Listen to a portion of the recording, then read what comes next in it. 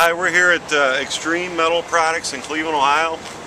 What we're here to show you today is how to mount our Extreme winch mount rear bumper. This will fit the RZR-800 and the 2011 RZR-S without the rear cage. If you want to put it on a 2009 or 2010 RZR-S, you would need to remove your rear cage in order to mount it. And what we got here is we've got our Extreme rear bumper made from 11 gauge steel, texture coated black, all welded, real nice looking bumper. All the corners are ground smooth.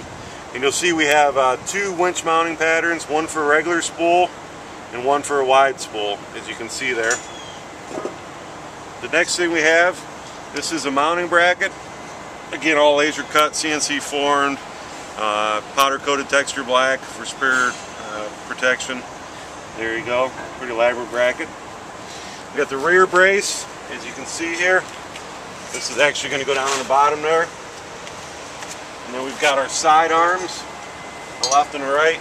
As you can see, these are unpainted, but we've already had this one mounted on here, testing it for quite a while. So basically, the first thing you're going to need to do when you go to install this is you're going to have to remove this plastic. You have 6 Torx head bolts here, and you have 2 Phillips bolts on the insides. The lights just twist and come out. Once you get that out of the way, you will have to remove the subframe here.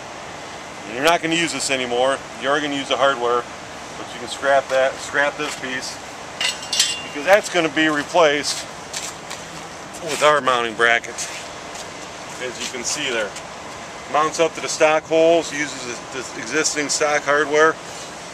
Once you mount that into place, the next thing you're going to have to do, and you're going to have to do this in this order, is you're going to, now we have our rear hitch on here.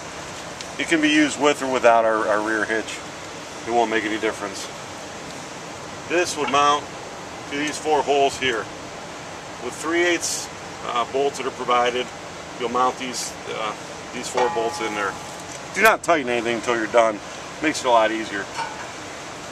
Once you have that bracket in place, the next thing you're going to do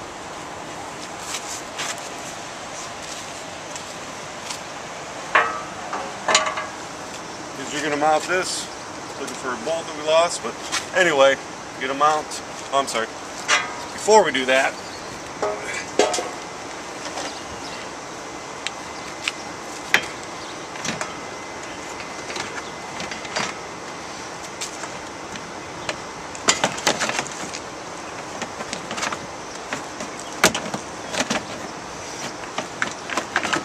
you're going to have to put your plastic back on there.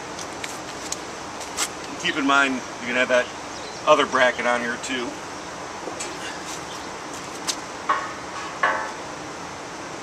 Then you're going to mount that up there. We'll be supplying some carriage bolts, black carriage bolts that will go in these holes here, and then on top here too. And once you get that all in place, one last thing. You've got side support arms. This is probably the trickiest part of it. And it's really not too tricky. Is you're going to have to, again, a square hole for carriage bolts here. And what you're going to have to do is you're going to have to line this up inside here, mark it, pull it back out of the way, and then drill your hole. And you're going to use a 1.5 inch quarter 20 bolt to hold that into your frame there. And then you will mount this, bolt these on when you're all done. And once you get that all in place, tighten everything down. And like I said, you can mount either a regular spool or a wide spool ATV winch right on top here. And again, this is EMP in Cleveland, Ohio. And thank you very much. And if you have any questions, feel free to give us a call.